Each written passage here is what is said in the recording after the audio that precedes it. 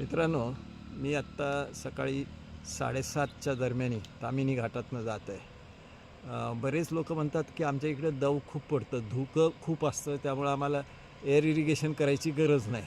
परंतु आत्ता जे धुकं पडतं, तुम्ही बघाल इकडे हे सगळं डोंगराचा एरिया, इथं जवळ पाणी आहे, बाजूला तळं आहे, त्याच्यात कदाचित दिसेल नाही दिसेल माहीत नाही, इकडे तळं आहे तरी, आणि सगळं धुकं तुम्हाला कॅमेऱ्यात दिसत असेल. एवढं धुकं असूनही एक लक्षात येईल तुम्हाला, या झाडाच्या पानावर खरं असं पाऊस पडल्यासारखी थेंब खाली असायला पाहिजे होते, पण कुठेही दव नाही यांच्यावर, सगळे कोरडे इथे पान सगळे. तर त्यामुळे हे समजू नका की आपल्या इथं धुकं आहे म्हणजे दव पडते म्हणजे एअर इरिगेशनची गरज नाही.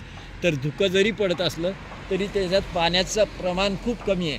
खरं तिथे आम्ही गाडीजवळही तुम्हाला मी दाखवतो की त्या काचांवर अजिबात दव दिसत नाही, नाहीतर काचांवर दव दिसायला पाहिजे होतं.